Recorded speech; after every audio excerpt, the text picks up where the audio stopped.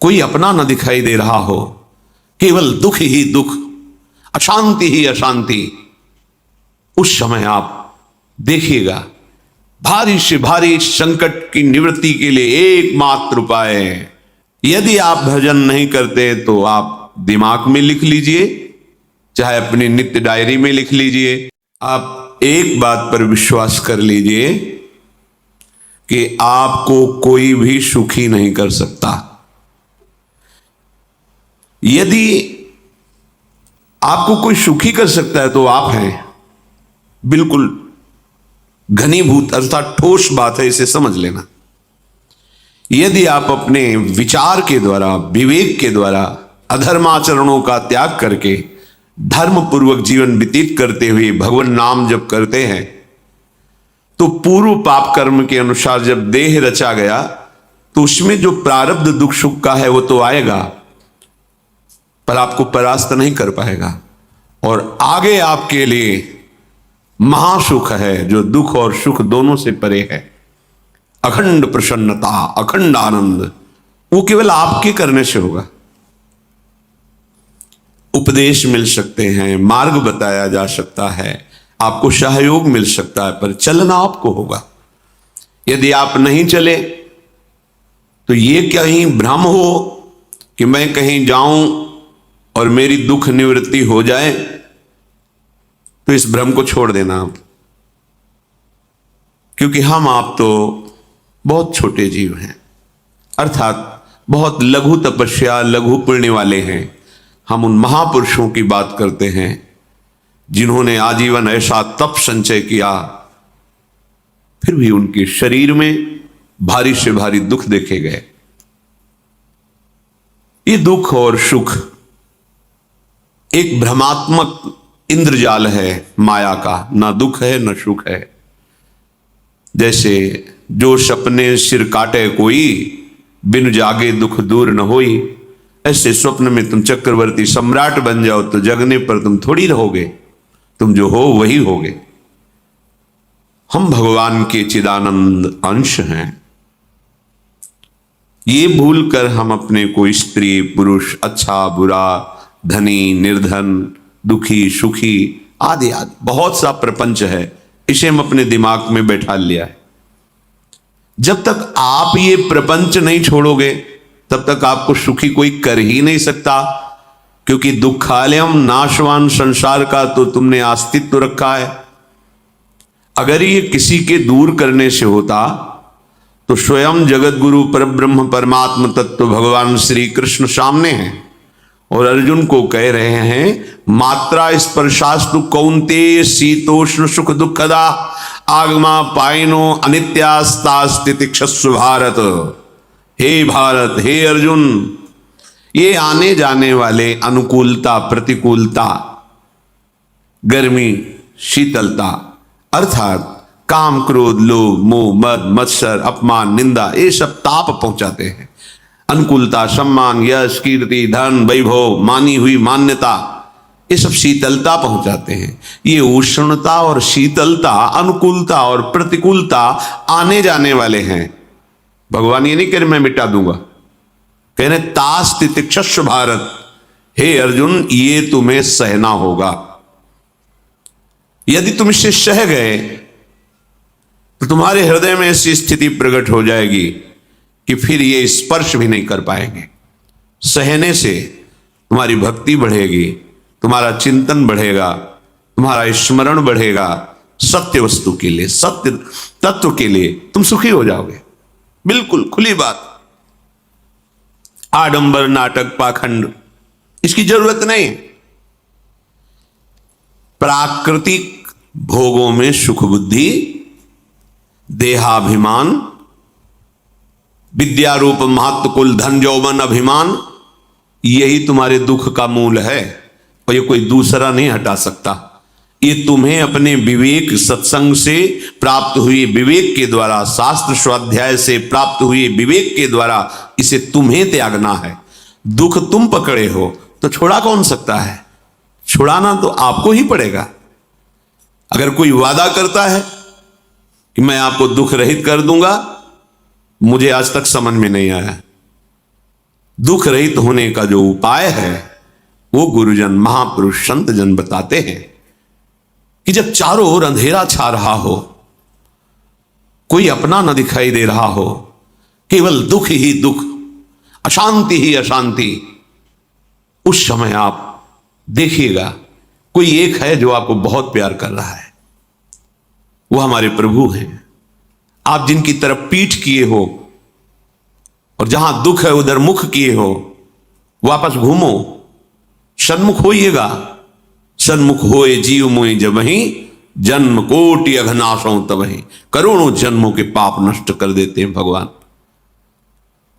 जहां प्रभु की तरफ हुए तो पता चला बहुत जन्मों से बिछुड़ा था, वो मेरे स्वामी मिल गए। भारी से भारी संकट की निवृत्ति के लिए एकमात्र उपाय भगवान श्री हरि का आश्रय, उनके नाम का जप। सत्य मान लीजिए, आडंबर से कुछ नहीं होना।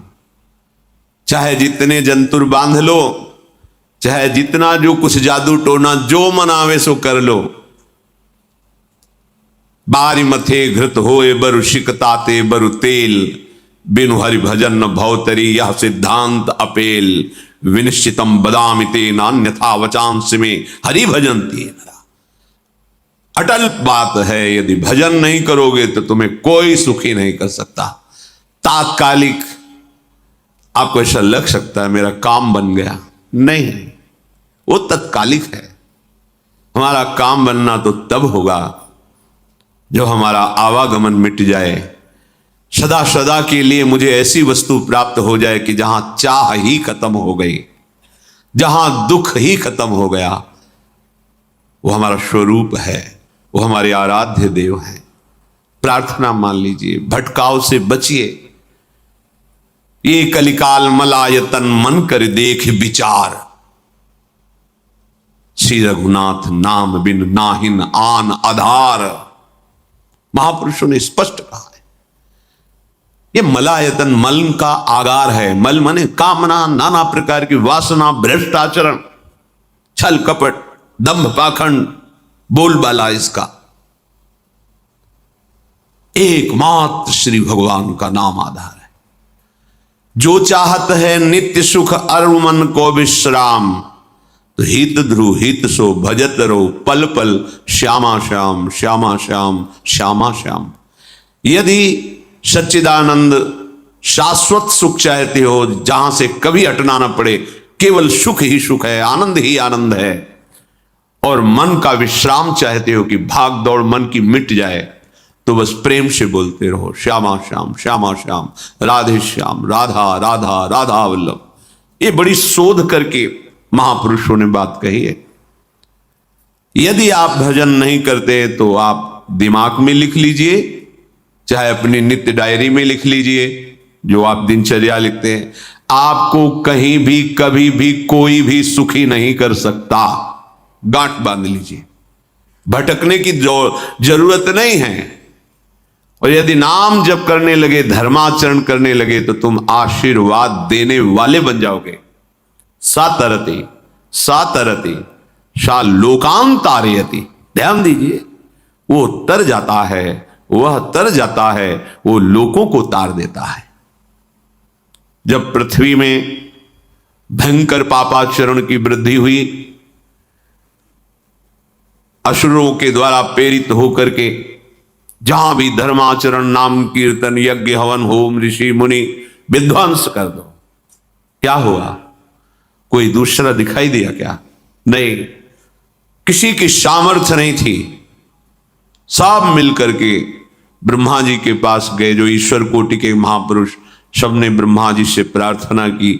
ब्रह्मा जी ने कहा, हम भी जिनके सेवक हैं, वही प्रभु अब हमारे दुख का निवारण कर सकते हैं। सोचो, आप किसी और से दुख निवृत्त कराना चाहते हैं? जिसने सृष्टि बनाई है, भगवान ब्रह्मा जी भी कह रहे हैं मैं जिनके सेवक हूं, वही प्रभु हमारे और आप सबके दुखों का निवारण करते हैं। तो आपको समझ में नहीं आ रहा कि एकमात्र भगवान श्री हरि ही हमारे दुख का निवारण कर सकते हैं। हमें कहीं भागने दौड़ने की जरूरत नहीं है।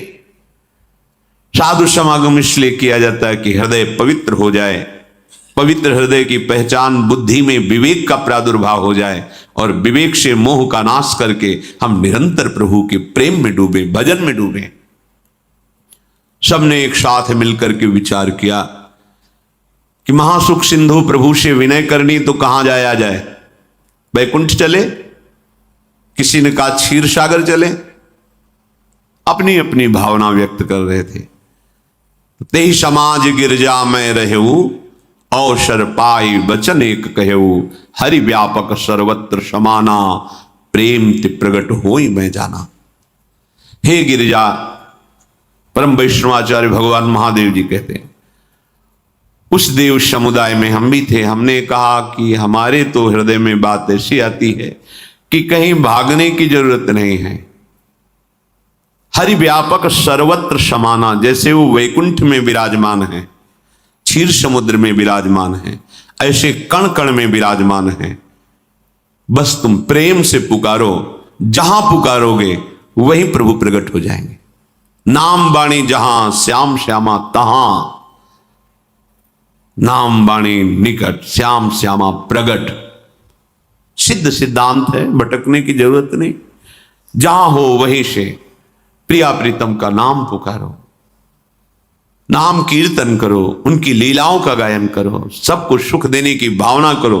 देखो तुम्हारी दृष्टि बदलती चली जाएगी, भगवत साक्षात्कार करने की योग्यता आने लगेगी। ऐसा ही हुआ। सबने मिलकर के श्री भगवान को विनय पूर्वक आर्त भाव से पुकारा।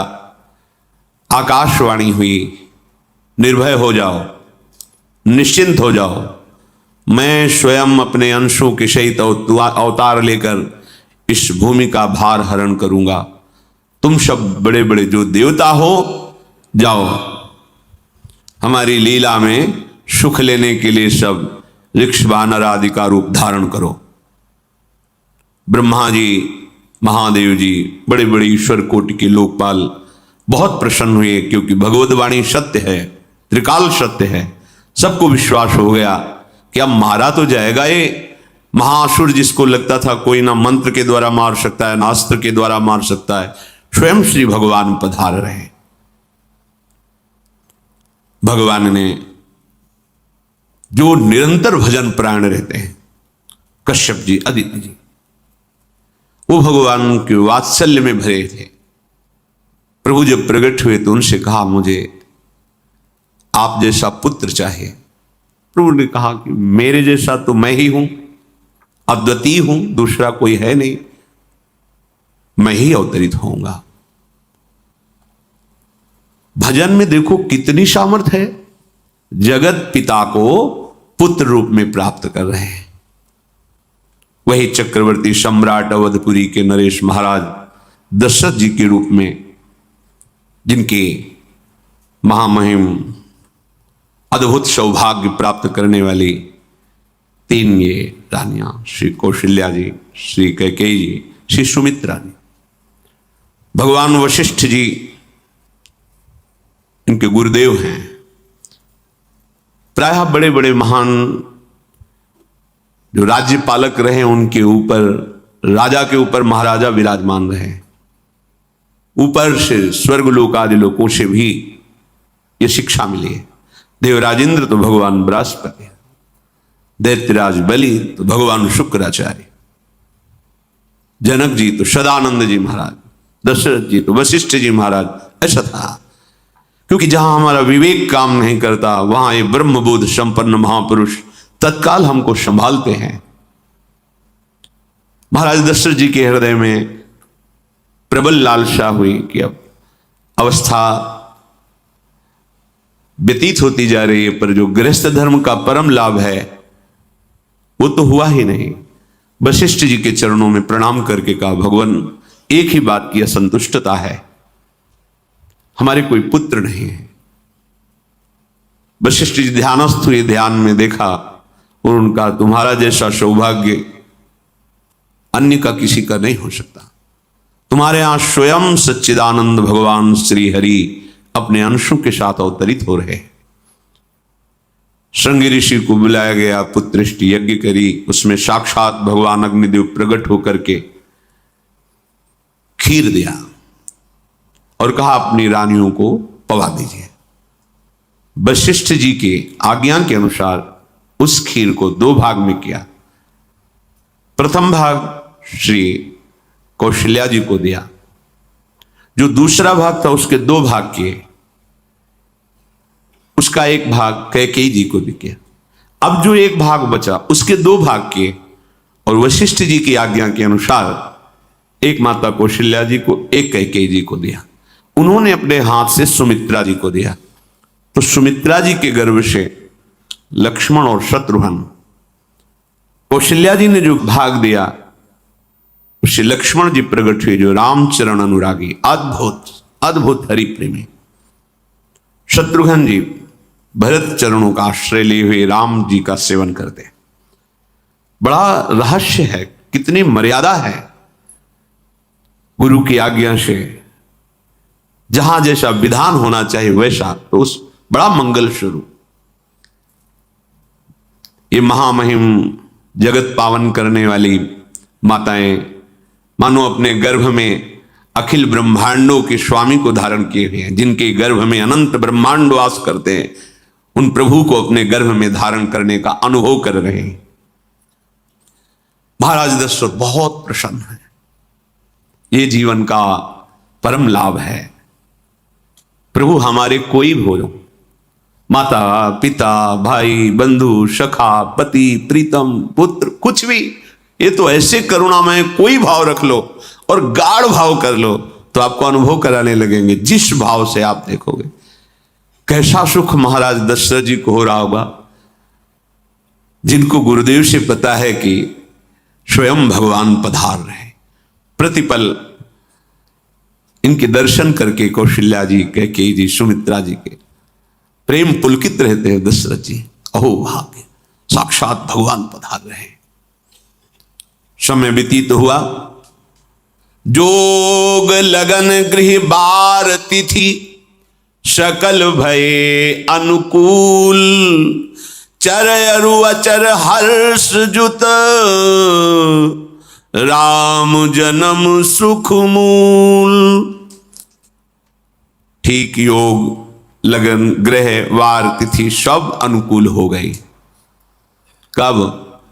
जिसके हृदय में प्रभु का प्रकाश हो जाता है, जो प्रभु के भजन में रहता है, तो योग लगन ग्रह वार तिथि नक्षत्र सब अनुकूल हो जाते हैं। जो पे कृष्ण चरण मन अर्पित, तो करी है का नवग्रह रंग। सब ग्रह नक्षत्र वार तिथि, ये जितने भी विघ्न कारक या शुभ कारक है, ये सब शासन में रहते हैं जिसके हृदय में भगवान नाम चल। जिते विनायक शुभ अशुभ, ये विघ्न करे नहीं कोई, क्योंकि भगवान का नाम चल रहा है, हृदय में भगवान प्रकाशित हो गए हैं, परमानंद अनुभव होता है। ऐसे भगवान जगत में प्रकट हो रहे। ये तो कभी कभी अवतार होता है, पर ये अवतार होता ही रहता है। भगत के हृदय रूपी महल में अवतार होता रहता है। जो निरंतर भगवत चिंतन परायण, अपने अहम को भगवान के चरणों में समर्पित किया, तो भय प्रकट कृपाला, यही हृदय में प्रकाशित हो जाते हैं।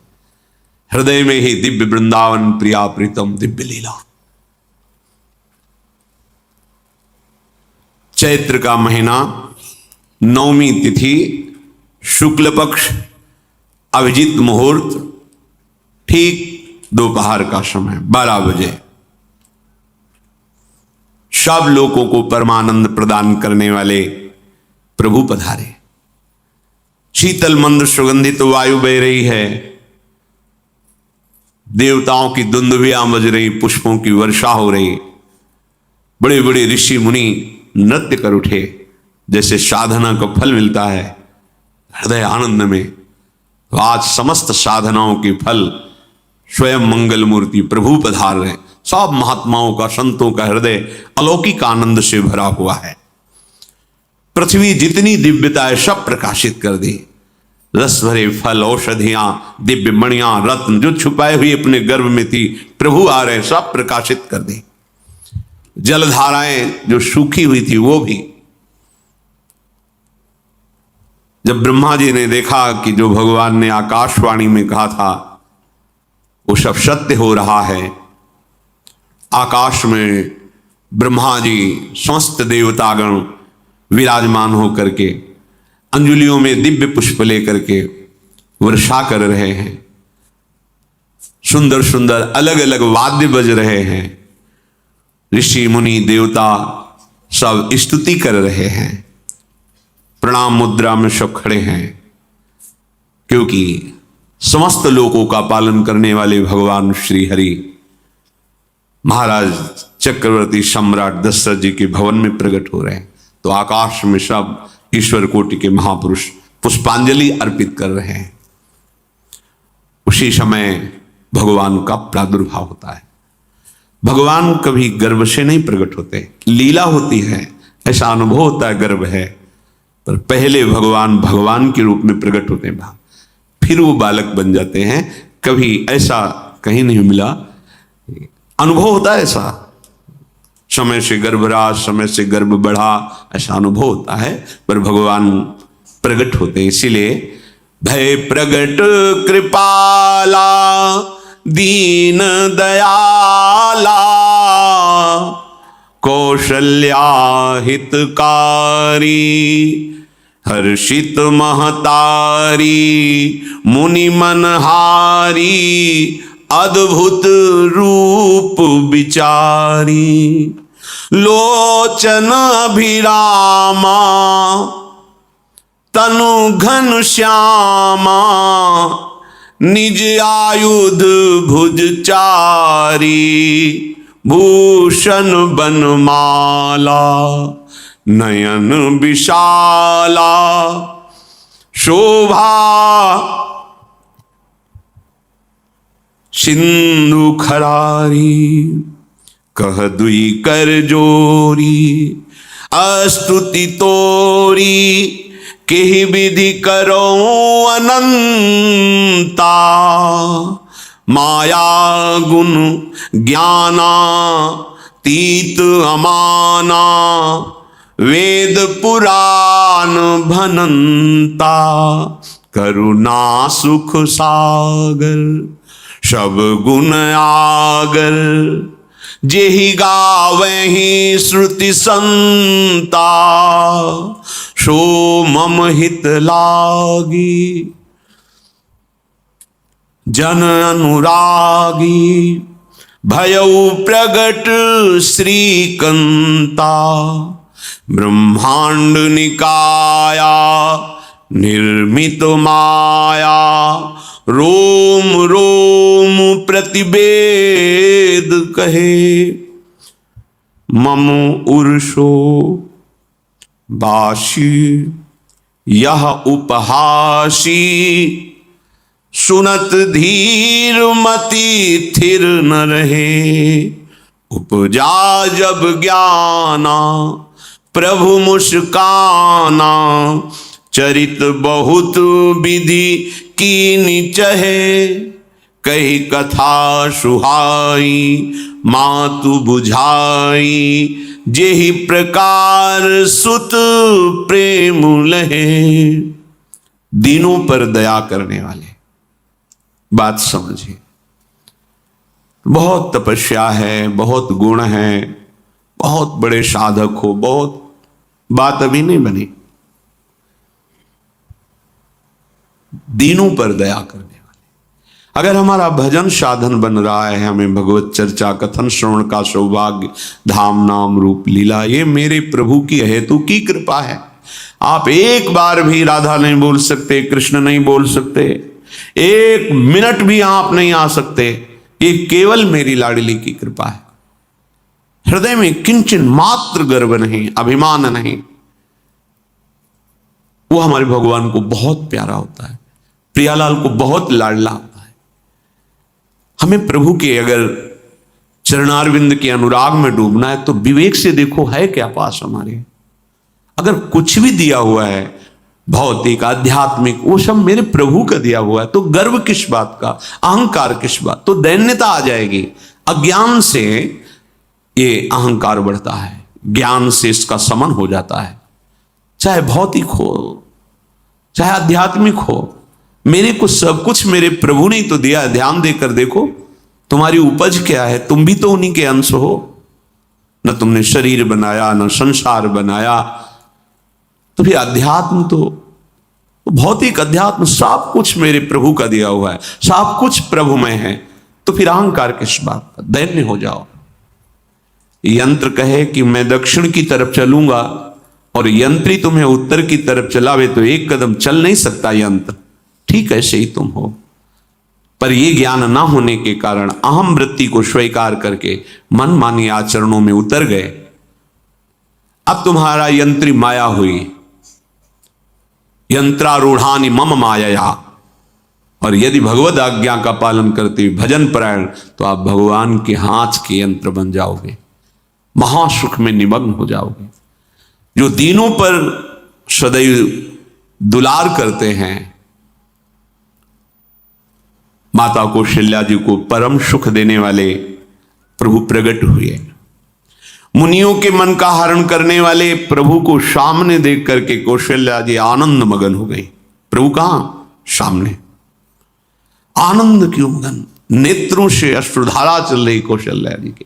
सामने देखा, श्याम सुंदर विराजमान है, लोचन अभिरामा तनु घन श्यामा। ऐसी अद्भुत श्यामता त्रिभुवन में नहीं, ब्रह्मा जी की बनाई हुई नहीं कोई ऐसी श्यामता जिससे उदाहरण दिया जाए कि प्रभु के श्रीअंग की श्यामता कैसी है। वो बस संकेत के लिए चंद्र शाखा न्याय के अनुसार भले कह दे, नहीं प्राकृतिक ऐसी रचना ही नहीं है जो हमारे प्रभु की इंद्रनील मणि श्याम मनोहर, वो है ही नहीं। वो सामने देख रहे कौशल्या जी। ये भजन का प्रभाव है। अरविंदाक्ष कमल नयन, देखते ही चित्त चुरा जाए, ऐसे नेत्र हैं प्रभु के। अजान बाहु लंबी भुजाएं। और जब प्रभु जहां प्रकट होते हैं, चाहे वो कंस कारागार हो या अवधपति का महल हो, पहले वैभव से प्रकट होते हैं। ईश्वर स्वरूप, समस्त आयुध, समस्त वैभव, दिव्य आभूषण, बनमाला, चार भुजाएं, शोभा के समुद्र, आसुरी वृत्तियों का, भावों का, व्यक्तियों का नाश करने के लिए प्रभु प्रकट हुए हैं। इसीलिए प्रभु से भी बढ़कर प्रभु का नाम है। वो व्यक्ति का नाश नहीं करता, वो वृत्ति का नाश करके भगवत दासत्व प्रदान कर देता है। बहुत अपार महिमा भगवान नाम की है, प्रभु के नाम की है। प्रभु प्रकट होते हैं तो दुष्टों का विनाश करते हैं, लेकिन प्रभु का नाम जिसके हृदय में प्रकट होता है, दुष्टता का नाश करके उसे जगत पावन करने वाला बना देता है। तीर्थी कुर्वन्ति तीर्थानि, वो जहां चरण रख दे उसे निष्पाप कर देता है। भूमि को, वायु को निष्पाप कर देता है जिसकी जिह्वा पे नाम चलता है। मैया ने देखा कौशल्या जी ने जगत के स्वामी सामने विराजमान, दोनों हाथ जुड़ गए। हे अनंत, मैं कैसे आपकी स्तुति करूं? वेद पुराण सब स्तुति करते हुए हार गए, नेति नेति कहकर आपका पार नहीं पाए। माया से, गुणों से, ज्ञान से भी आप परे हैं, असीम हैं, अनंत हैं। श्रुतियां, संत जन सदैव आपका यश गान करते रहते हैं। हे दया के समुद्र, हे शब्द, सुखों के धाम, गुणों के धाम, भक्तजन सदैव आपका गान करते रहते हैं। आज वही प्रभु मेरे सामने प्रकट हैं। हे श्रीपति, आप मुझे सुख प्रदान करने के लिए मेरे नेत्र गोचर हुए। अरे जिनके रोम रोम में अनेकों ब्रह्मांड वास करते हैं, एक रोमकूप में अनेकों ब्रह्मांड वास, वो प्रभु मेरे पुत्र कहलाए, ये तो हंसी की ही बात है। मेरी बुद्धि विचलित हो रही। प्रभु कहां आप असीम महिमा अनंत विराट, आप मेरे पुत्र। जब ऐसा वर्णन कर रहे तो प्रभु मुस्कुराए। बहुत प्रकार से मैं आपको सुख देना चाहता हूं, इसलिए पहले मैं इस रूप में आया हूं कि आपने जो भजन करके मांगा था कि मेरे जैसा पुत्र हो, तो देखो मैं ही स्वयं, मेरे जैसा और कोई है ही नहीं, मैं ही स्वयं आया हूं। तुम्हें याद है? याद, स्मृति आई। हाँ प्रभु। फिर प्रभु अब इस रूप में नहीं। माता पुनि बोली सोमति डोली, तजहु तात ये रूपा, की जय शिशुलीला अति प्रियशीला, यह सुख परम अनूपा। हाँ हाँ प्रभु, याद आ गया। ओहो, अहो भाग्य, अहो भाग्य। तो फिर प्रभु ये रूप छोड़ो और जो सुख देने के लिए आप पधारे हो वो रूप धारण करो। प्रभु जब आप हमारे पुत्र बनने के लिए आए हो तो फिर शिष्य रूप धारण करो। जो ही माता कौशल्या जी ने ऐसे वचन उचारे तो सुनी बचन सुजाना, रोदन ठाना, होई बालक सुरभूपा, यह चरित जिगावहीं, हरि पद पावहीं, ते न परहीं भवकूपा। इतना सुनते ही सुजान भगवान श्री हरि नवजात शिशु होकर के रोने लगे। जो इस पावन चरित्र का गान या श्रवण करता है वो कभी दोबारा इस संसार में जन्म नहीं लेता है। भगवान के कैसे महामहिम चरित्र देखो, अभी भगवान प्रकट हो रहे हैं और उसका फल बता रहे कि जो भगवान की इस पावन लीला का गायन या श्रवण करेगा, दूसरे साधन बने ना बने, निश्चित तो भगवत प्राप्त हो जाएगा। इसका फल ही है ये चरित जिगावहीं, हरि पद पावहीं, ते न परहीं भवकूपा। ब्रह्म ऋषियों के लिए, गौ देवता, संत भक्तों के लिए स्वयं भगवान लीला सुख प्रदान करने के लिए अवतरित हुए हैं। सतोगुण, रजोगुण, तमोगुण से अतीत भगवान का चिदानंदमय देह है, मनुष्य रूप में ही प्रकट हो रहे हैं। पर ये मायाकृत नहीं, ब्रह्मा की सृष्टि का नहीं है। चिदानंद सच्चिदानंद रूपाय, ऐसे ही चिदानंदमय देह तुम्हारी विगत विकार जान अधिकारी। निज इच्छा निर्मित तनु है, कर्म बंधन से नहीं, प्रकृति के अधीन नहीं, प्रकृति को अधीन करके स्वयं की इच्छा से आत्मस्वरूप सच्चिदानंद भगवान का विग्रह है। अब शिशु का रोदन सुन करके जैसे समुद्र में ज्वार भाटा आ जाता है, ऐसे महाराज दशरथ जी के भवन में सुख सिंधु की बाढ़ आ गई। महारानी कौशल्या जी ने शिशु का जन्म किया। ऐसा जन्म हुआ है जन्म मरण मिटाने वाला। आप सोचते होंगे कि ये प्रिया प्रीतम के अनुरागी, हम आपको सच्ची कहते हैं, हम इनकी बात कर रहे हैं ना तो दिमाग में रील कुछ और ही चलती है। हमें